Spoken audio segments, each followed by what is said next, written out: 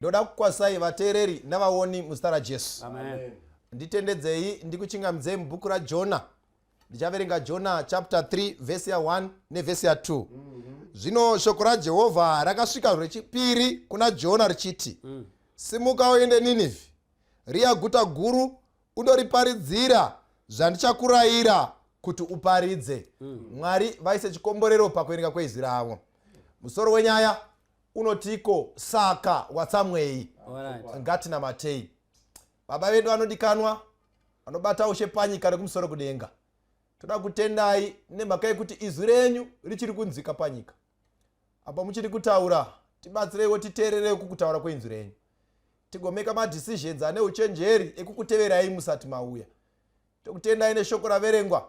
Sai shoko renyu pachena zvinzwisisike zvigone kuverengwa kunyange neanomanya. Vai navatauri mugova navateereri. Muzita raJesu tokunamatai. Amen. Amen. Toda kutenda Mwari. Regai tingotsvaka background kana kuti nhoroondo yenyaya iyi. Tinzwe kuti kusvika pachapter 3 zvambofamba sei. Now ukaverenga nhoroondo uchaona kuti muOld Testament Jonah ndiye prophet wekutanga who was called as a missionary in another country. Vamwe veshe vaitorwa vominister kuIsrael. But Mwari vari kutora Jonah vomutuma kune imwe nyika iri kure. Ukadzidza zvakare vanotaura popular theology yenguva yaJona inotiko vaitenda kuti hakuna muGentile angaponeswa. Saka vaiti kana Mwari achimutsa munhu, donzo raMwari rekumutsa munhu nderekutaura nesu vechechi. Mwari haangatauri nezvidhakwa, Mwari haangatauri nen'anga, Mwari haangatauri nefambi dziri mumakona emastreet. Vaitenda kuti Mwari uyu ndewedu vechechi. Saka Mwari akada kukorekta a wrong theology, kuzviratidza kuti iye saMwari intention yake and his salvation is not limited kune avo vanoti ndevechechi. Salvation yaMwari inopambamadzwa kuti kunyange n'anga iri mukati memishonga ikatenda iponeswa. Nyasha dzaMwari nerudo rwake runotsemurwa ruchienda kuti kunyange fambi iri mukona ikatenda iponeswa. Saka Mwari paari kutuma Jonah kuti aende kuNinevhe achibva munzvimbo yake. Mwari ara kumuudza kuti ruponeso haruzi rwevechechi, ruponeso nderwemunhu wose. Aparidzirwa akatenda anoponeswa. Number 1. Number 2, Mwari chaada kudzidzisa shungu dzaMwari ndedzekuti munhu wose asvike pakuzorora ambonzwa nezvaMwari, anzwa kunaka kwake, adzidza nezverudo rwake, omeka decision asanzwa. Saka iwewe wakomborerwa nekuti Mwari akupa mukana wekuti unzwe nezvake. Now Jonah ari kuziva kunhu kwada kuenda. Nemhaka yei guta reNinevhe raizikamwa uye mararamiro aro nezvariri zvinozikamwa. Guta iri reNinevhe ndo yanga iri capital city yaAsiria. Ende guta ranga rakura kunonzi kunyange trade vanhu vaibva kunzvimbo dzakasiyana-siyana vachitreda muNinevhe. Ende kwete zvega chitema changa chabata ushe. Kana waitaura nezveguta iri, it was a city of blood and violence. Ukangotaura kuti Ninevhe, vanhu vaiziva kuti iguta reropa, vanhu vaiziva kuti iguta rehondo. Kwete zvega, it was a center of crime and wickedness. Kana waida kudzidza chitema, kuwana makala namanotsi echitema, waimawana muNinevhe. Now ukadzidza chii chaitika muNinevhe, kunonzi vaiti kana munhu akatadza kana kuti vakabata munhu angangova evictim awira mumaoko avo, vaimucheka rurimi. Paanenge achitambudzika nekutaura paya, rurimi rwachekwa into pieces. Vainakirwa vachiona zvichidaro. Ndo chitema pakachasvika. Kwete zvega zvikanzi vaigona kutora munhu vomubvisa ganda iri vachirinamira kumadziro. Munhu paanochema nekudii vachivenzeka munhu sevanovenzenga bhuru, ivo vari kudhira nemunhu vachitora ganda remunhu vachirinamira kumadziro. Vaifarira kuona ropa. Vanhu veNinevhe kwete zvega, kunonzi madzimai nevana vaigona kupiswa. Ende mukupiswa kwevana ivo vaifara zvichiitika. Vakacreata mamonuments vachishandisa mahuman heads, misoro yavanhu vavaitora vachigadzira mamonuments. Ndoguta radzina Mwari ndarirangarira. Handinzwisisi Mwari. Mwari anorangarira a seat of violence. Mwari anorangarira a city of blood. Saka noti Jonah, Nineveh haiparadzwi ndichiri Mwari. Saka ndoda kutuma uende neshoko, not kuti vadestroy you, but uvape a warning. Kana vakatenda vaponeswa. Mwari ndi Mwari wekuti kunyangwe vanhu vakanyura muchitema haati ngazvichivharana zvakadaro. Ndi Mwari anoindisa shoko rewarning, shoko rechenjedzo, vateerera vanoponeswa. Saka Mwari achiona Nineveh ari kuona mapotential candidates of heaven. Saka anoti inda nemessage, pane chiri wrong paNineveh, but ndikataridzwa, ndikaonekwa muNineveh, the city rinogona kutendeuka rikadzoka. Nyaya yasvika kuna Jonah. Ukaiverenga kuchapter 1, Jonah unonzi wakatiza pamberi paMwari, kutiza papresence yaMwari. Nemhaka yeJonah atiza, unonoiwana kuna Jonah 4 verse 2. Ari kuti Mwari ndikanoparidzira guta vakatendeuka, imi nemhaka yenyasha dzenyu ainoyu tafamba rwendo tose, muri Mwari vanoregerera, mucharegerera vanhu ava. Saka Jonah is trying to run from responsibility. Nemhaka yei ndikatora assignment muchaita nyasha. Saka Jonah unotiza, ndobva apinda muchikepe cheTashishi. Ivo Mwari vamutiza, vamutuma kuti aende kuNineveh. Iye unotiza, rwendo rweNineveh harusi kuda transport, ruri free, but kutiza pana Mwari kuruda kubhadhara. Kune vazhinji vanoti Mwari pano ati uyai kwandiri zviri free singadi mari, vanoramba, but they use their pockets to run away from the Lord. Pavanotiza vachipinda muchitema vanobhadhara, ndava maloja anobhadhara. Ndava chitema chino pamunokwira ndege muchinda kure kunochiita chinobhadharwa. They pay, they fund themselves running away from the Lord. Mwari angopa assignment yekuti uri kuenda netsoka kunoparidza vhangeri, vanoramba, but kwavanoda kuenda kunoda mari, but they are ready to fund themselves, vachitiza pamberi paMwari. But Mwari ngaavongwe nenyasha dzake. Mwari unotevera Jonah zvakadaro. Akati Jonah, une assignment iri pamberi pako, and assignment iyi ndeyako, haishandisirwi umwe munhu. Iwewe ndiwe uri kufana kuenda. Now ndine problem na Jonah. Jonah paari kutiza, ari kuti Mwari ndokuzivai, mucharegerera vanhu ava imi. But iye kutotiza kwaari kuita, it's a proof enough yekuti iye wacho is a sinner. Saka a sinner ari kurwadziwa kuti Mwari acharegerera another sinner. Ndeo dambudziko raitika nhasi. Kana mutadzi akaona mumwe mutadzi achiuya kuna Kristu, anorwadziwa. In fact, mutadzi anonakirwa nekutadza, asi anovenga mutadzi. But Mwari ngaavongwe, Mwari anotsvaka kudzikinura mutadzi. Saka ukaiverenga nyaya yacho, vanosangana nedambudziko muchikepe, vakananga Tashishi, mhepo huru inouya. Mhepo huru yauya, Bhaibheri rinoti vanhu vakadana kuna naMwari wavo zvikasachinja, mhepo yakaramba ichipenga. Mwari aiparidza kuti hakuna mumwe Mwari angadaidzwa akanzwa, kudza kwaMwari akasvika. Vakaparidzirwa timu riri muchikepe nesituation. Nemhaka yei Jonah anoti aonekwa, anoti varume, ndiri muHebhuru, ndinotya Mwari, ndine problem. Jonah ndo zvinoita here munhu anotya Mwari izvi zvekuti unoramba poku uri mumba mefambi woti ndotya Mwari? Ndo here kamuitiro kevanotya Mwari? Jonah anoti ndotya Mwari ende ndine solution, mukandibvisa inini muno nyaya yatonaka. Saka vanomubvisa. Mwari ngavo, handinzwisi Mwari. Rudo rwaMwari kumunhu harutsananguriki. Ndava Mwari vanotuma hove ndobva yamedza Jonah. There is something I love and I like about this man Jonah. he was a man of prayer. Paakapinda mudumbu rehove ndo paakarangaridzwa munamato. Bhaibheri rangu rinoti Jonah akanamata, Mwari ndobva vamudzwa. Ari mudumbu mehove pane vamwe vanhu vanoda kumirira vaiswa pakona kuti vanamate, but Mwari wangavongwe.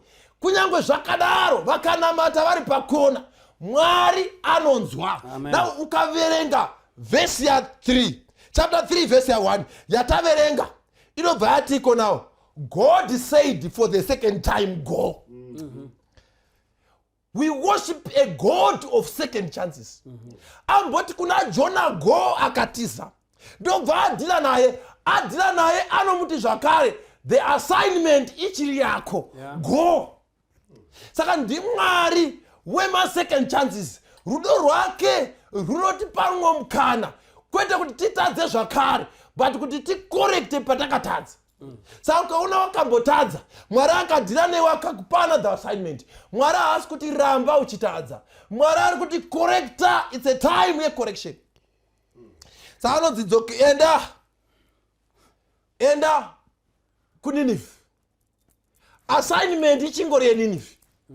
Number 2, anoti proclaim. Saka pane 2 maverbs akashandiswa, go and proclaim my message. The proclamation iri kuti message yawinayo haisi your personal view. Message yawinayo ndeyangu. Saka iwo ndiri kukushandisa semuromo wangu to preach my message. Saka Jonah adaro, Bhaibheri rangu rinotaura Jonah akabva achienda kuNineveh neassignment yekunoparidza, but message yacho imessage yejudgment.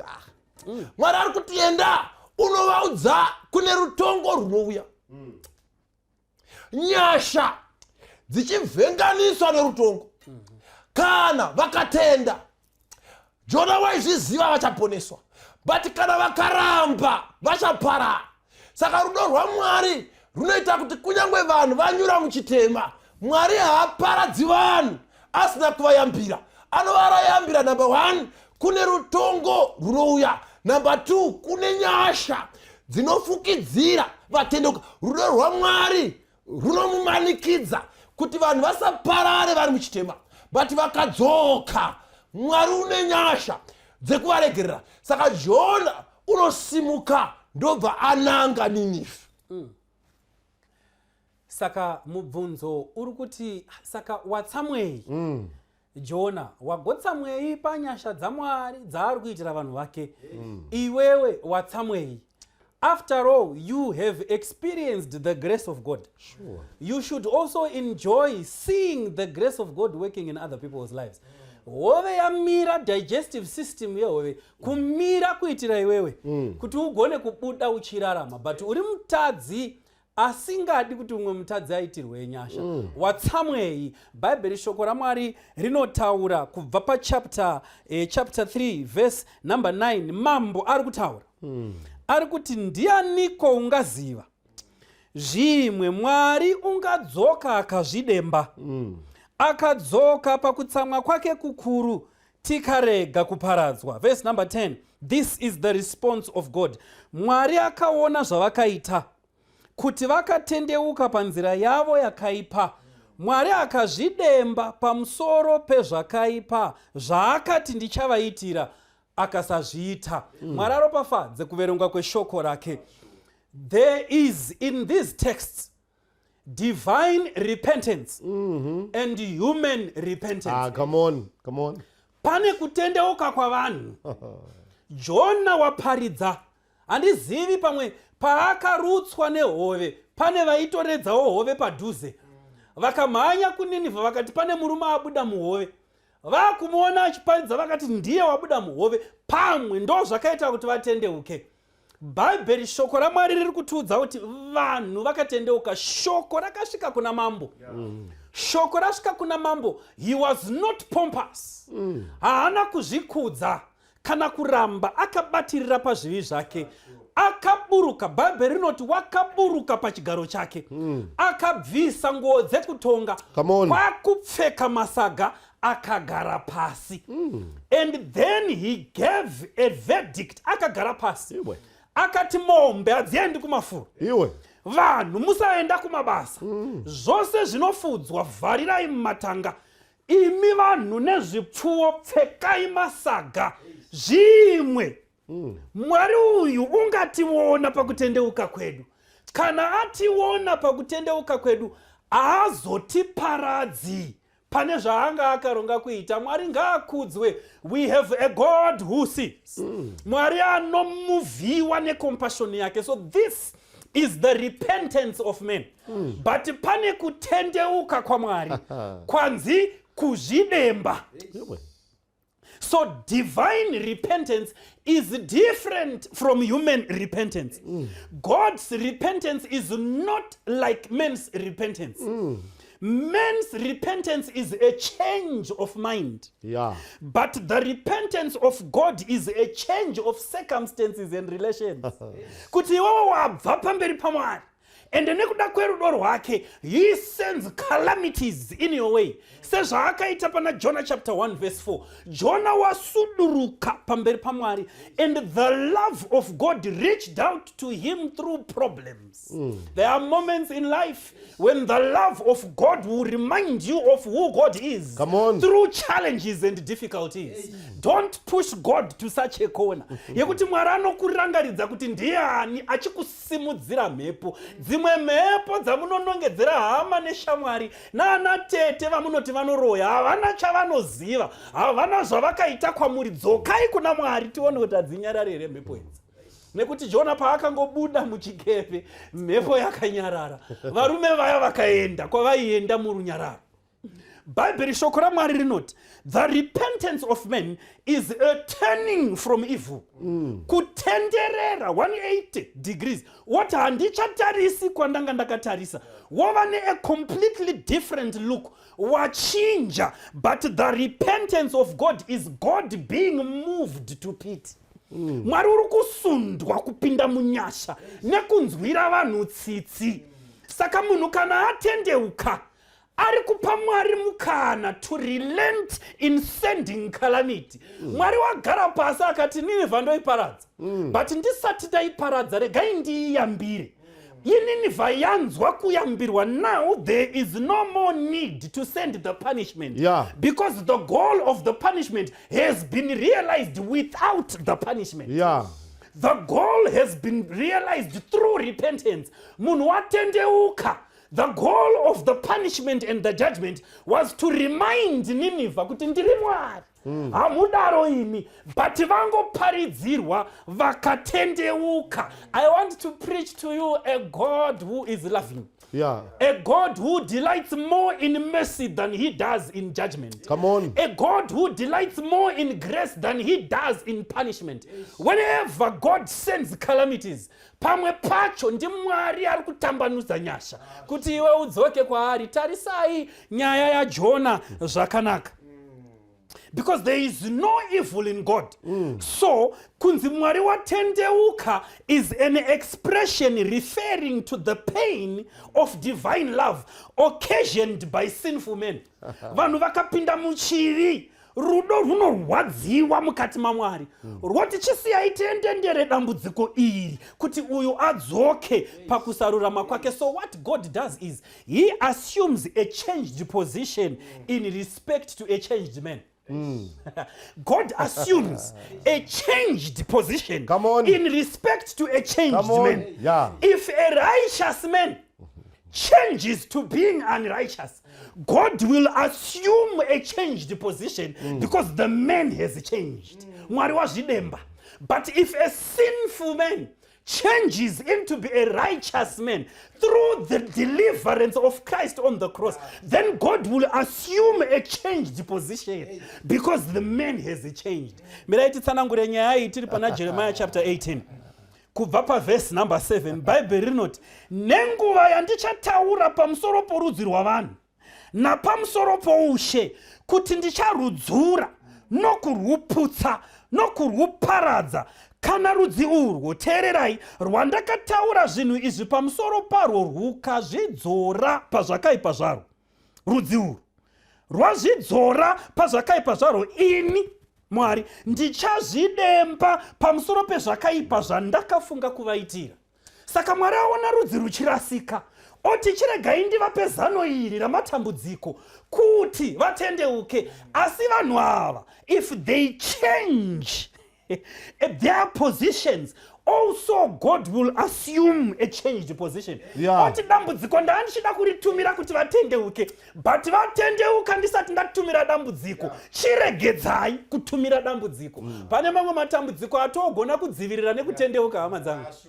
Just by repentance, you can stop calamities from happening. This is the love of God. Kuti akuyambire uzvizive usati waramba wakaoma musoro nekuita musoro unenge ndarira, wakasunga musoro kunge dare, uchiramba uchipinda muzvivi. There is a God who changes positions because of a changed man. Bible shoko raMwari rinoti kudii? Teererai, vuye nenguva yandichataura pamusoro porudzi rwavanhu napamusoro poushe, kuti ndicharuvaka nokurisima, ndicharuitira zvakanaka rudzi urwu. Kana vakaita zvinhu zvakaipa pamberi pangu, vakasateerera inzwi rangu, ipapo ndichazvidemba futi.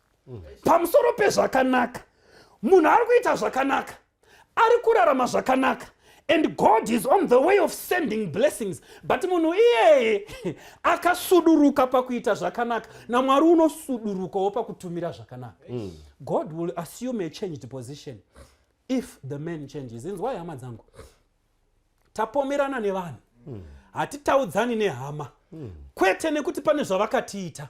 Pamwe pacho ukagara pasi, you sit yourself down and you think through these things, you will realize that you are the cause of the calamities in your life. Nyatsozvitarisa zvakanaka uone, usuduruke. Dzimwe nhamo dzawakufamba uchiudza vanhu kuti zvakapresa, inyaya yekuti mari yanga yagara isiri kukwana pamudzimai umwe chete, iwe 1 3. Sure.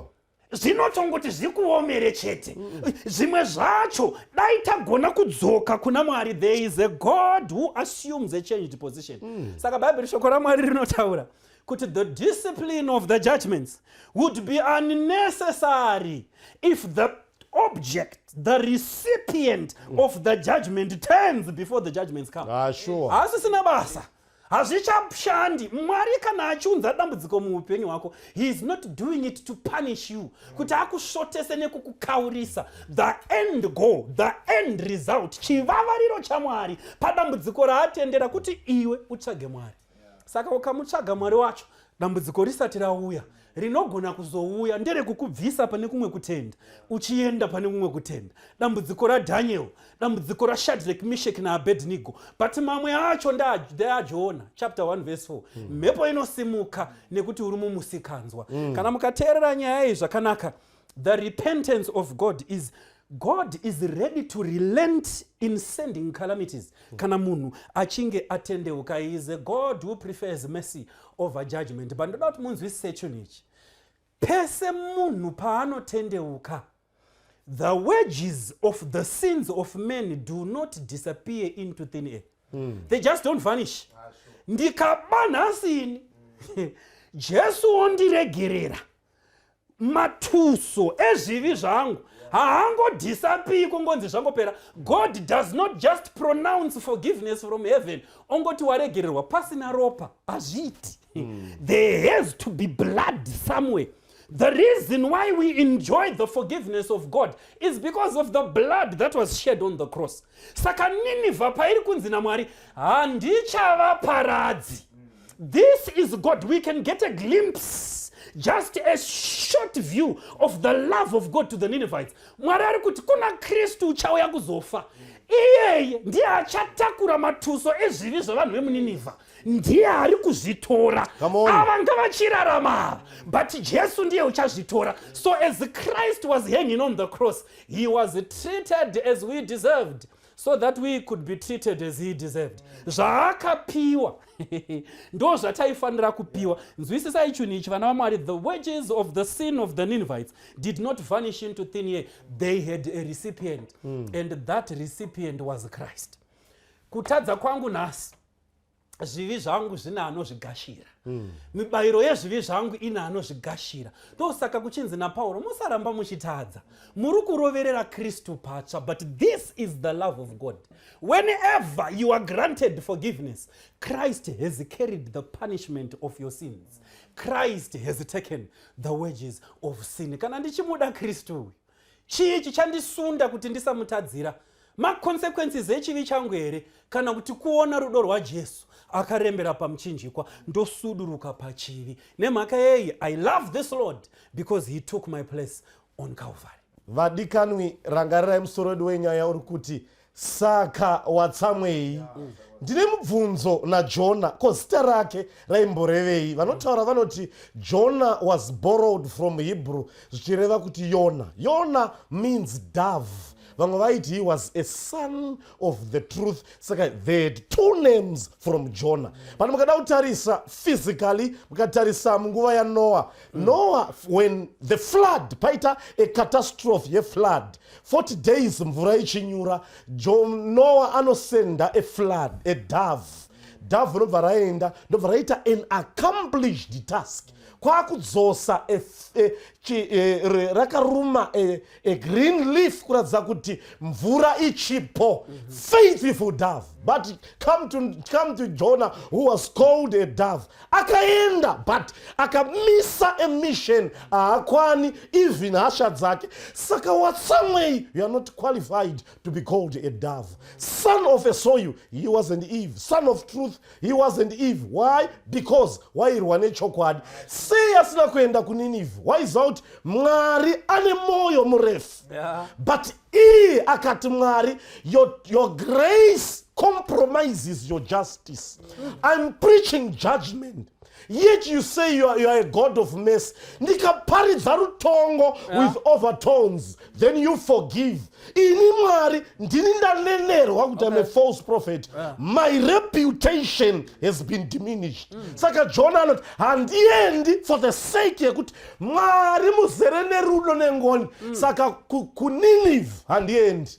But ndiyandoramba kuvunzai maKristu kuti guta re-120,000 naJona, in this circumstance of the book of Jonah, whom did God wasted so many resources? Mukataza Jonah achienda kuNineveh, paka upfumi hwakawira mumvura, Mwari vakasimudza great wind. Tarisai word, great storm, great fish. Why? Only for John to go to the mission. But Maruk, wakango shandisa one man and the whole city was moved. Saka Jonah is an angry, saved sinner. Being angry over ignorant sinners. Kune vanhu vakapurwa munyasha. Nyasha dzavakaburwa should be a future tense to other sinners in the same system that they should be saved. Iongori mombwe, kune mombwe dzawira maoko ako. Mwari ari kuti usati watonga, tarira shure kwawakabva, uti dai ndakafa. Then you preach with mercy. I'm surprised with the modern preachers who preach overtones of doom without grace. Angry for the audience. Here Kristu achisa mchinjikwa. Jonah kumbukei, Saka Watsamwei ko pavatadzi, cherechedza kwawakabva, but Mwari akakuchengeta. Dai akakuuraya iwe Jonah, but you are angry. Tererai zvinoitwa naJonah. Jonah chapter 4 verse 2. Verbatim yemunamato anodzokera kuna mukoma Mozisi oti, imi Mwari, muri Mwari vemoyo murefu, vazere nengoni, inonzi Hanun from Hebrew, gracious. Mwari muzere nemoyo murefu, munoregerera. It is the badge of the Israelites. Saka imimi se muchida kushare badge rema Israelites kuva hedeni. Slow to anger qualifies for Israel. Iyi yakaitwa naMozisi, vana vaMwari vapfugamira chimhuru. Mozisi akati, Mwari muzere nemoyo murefu, munoregerera. Izvi ndezvedu maJudha. Saka Jonah was suffering from Israel's chauvinism. He wanted to landlock God for themselves. Putting God in a box. Kuti Mwari ndewe vaIsraeri chete. Mwari is the universalism of Yahweh. Watsamwei ari kuti Mashiach sei verbatim yekuitira nyasha vahedheni. Iyi ndeyekumusha ndeyedu chete. Tikatadza isusu, we have immunity for salvation. Kwete vamwe. Saka Jonah paakaita munamato kwanga kusiri kunamata, but it was a prayer protest. It was a complaint against God. 40 days aparidza. Amira 40 days akati inguva yetrial ndobva abuda kunze kweguta ndobva anogara to investigate. Saka Mwari vanobva mubvunza Jonah chapter 4 verse 40 kunai Watsamwei hanzi haana kupindura akabva atsamwa akabuda. Ndo zvinoita Dhavhere naiyona abuda anonogara kunze kweguta. Nzira yekuenda back to Israel is to the west, but he goes to the east. Why waenda to the east? Ada kuona kuti guta richaparadzwa here. Anosvika ounganidza matombo inonzi booth oisa mashizha. Zvaireve booth yaitwa kana vanhu vaenda kumusangano wematumba. Booth ravaivaka vaita hatisi mudzimba, but Mwari makativimbisa kuti munotichengeta tikarara pamusoro pamatombo tichikunamatai. Saka ndakuclaima promise yamakaita kumadzibaba, chindichengetai. But paari kuti Mwari ndichengetei, akamirira kuti guta riparadzwa.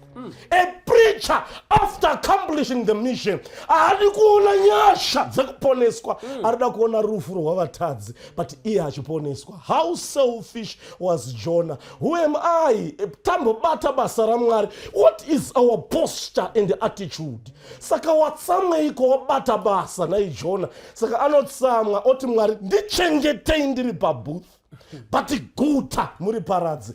Jonah valued his personality, but haigona kuvaluwa 120,000 ignorant men vapfugama vakazviwisira pasi. Extra biblical material inoti varume havaisangotenda.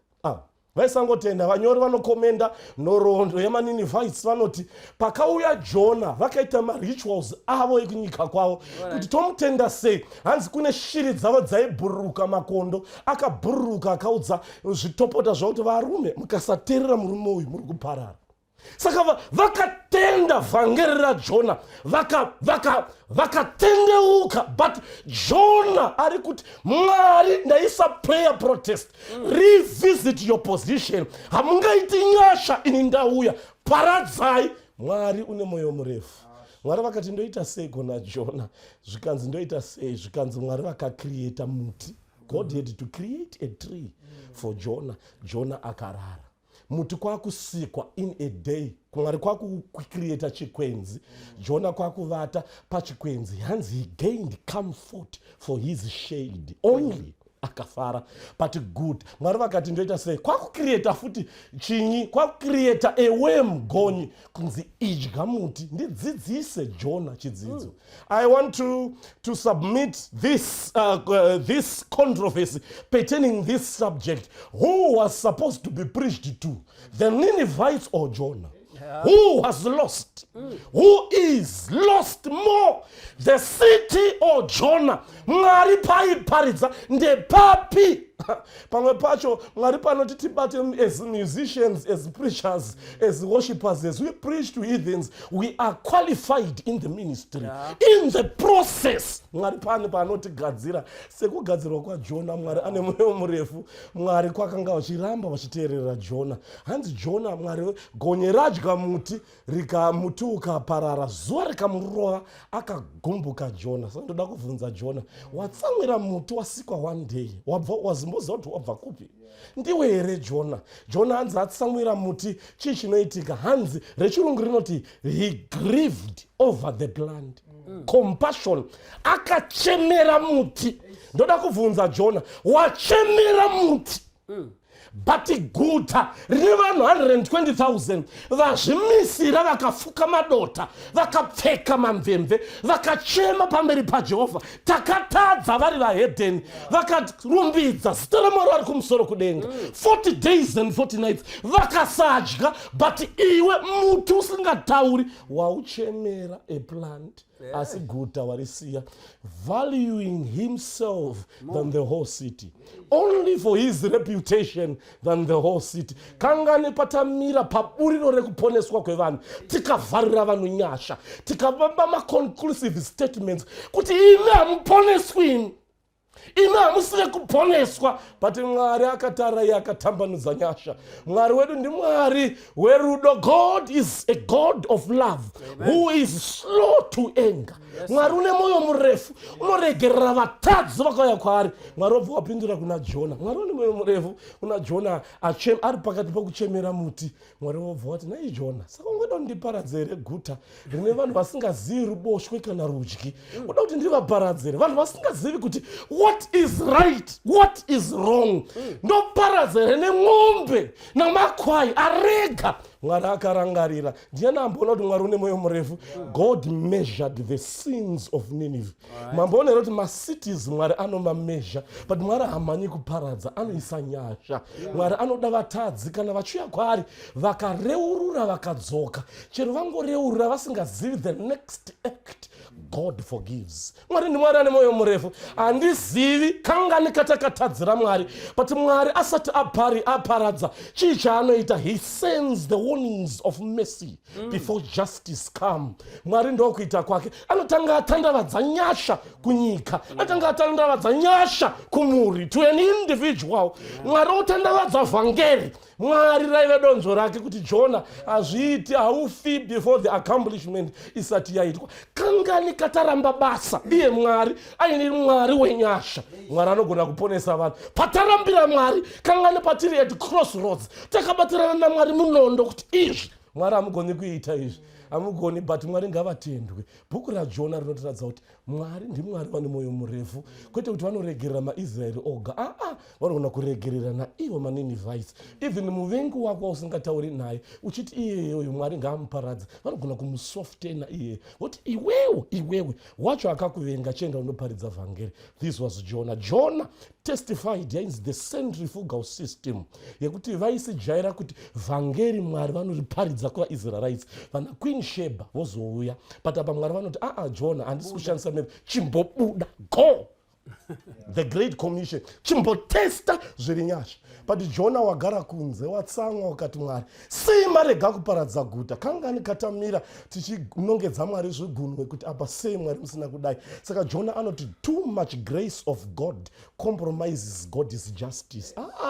Mwari ndimwari ane moyo murefu. He balances his mercy and his justice. In his mercy it was his justice. Mutsitsi dzake it was his justice to forgive because vanga vadzoka kwavari. Chero kana tiri kadasvikana tiri maNinevhites takaita zvikuru pamberi paMwari but tikadzoka tikahwarara pamberi paMwari neminamato tikapfugama takaita zvizhinji. Great as a city, great with evil, but God can forgive. Mwari ane moyo murefu akaregerera guta akariregerera. Chii chawaita chikuru might be great as the Ninevites, God can still forgive.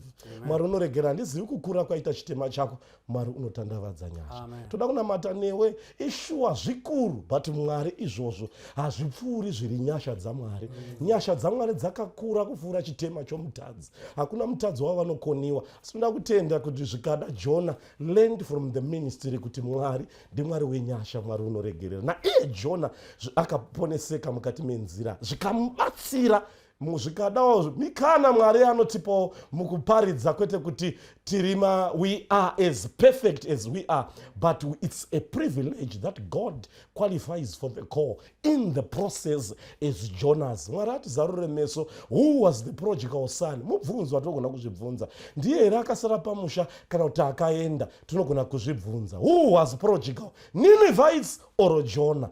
They might be them also lost, but toda kutenda Mwari kuti nyasha dzaMwari vanodzisa kuna vose. Vese vanomugamuchira unovaregerera, ovahwira nyasha, ovapa second chance. Toda kuwana nguva yekunamata. Ngatinamatei.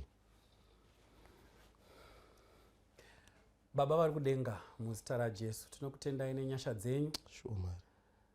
Jonah akadziona akatotiza, aiziva kuti akaparidza imi muchaita nyasha.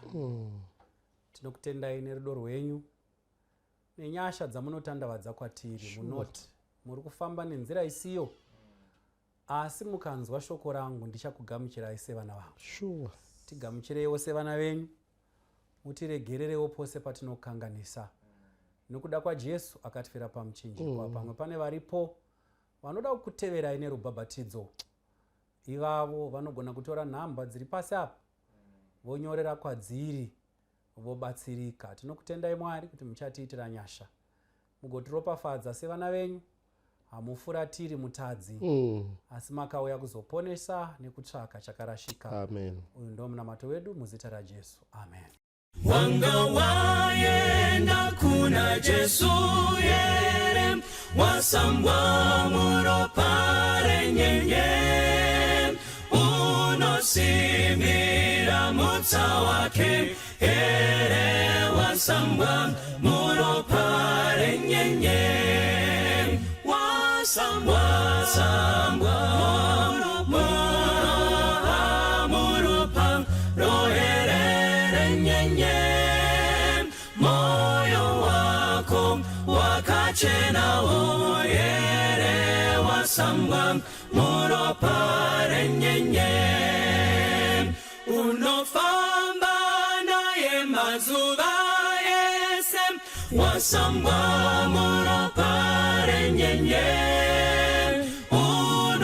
unozorora kuna Kristu ere wasambwa muropare nyenye wasambwa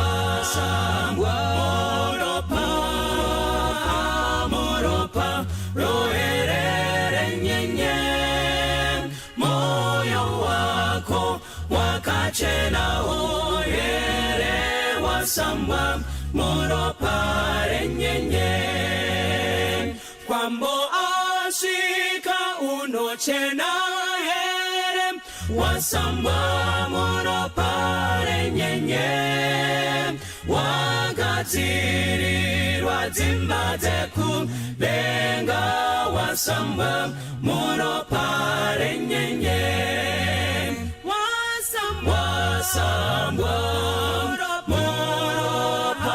muropa roherere nyenye moyo wako wakachena oyere wasambwa muropare nyenye rasanguva iyo ineshitema usambwe muropare nyenye kunetsime iyo inowerera sambanyi muropare nyenye wasambwa muropa roherere nyenye moyo wako wakachena oyere wasambwa muropare nyenye wasambwa muropa roherere nyenye moyo wako wakachena oyere wasambwa muropare nyenye moyo wako wakachena oyere wasambwa muropare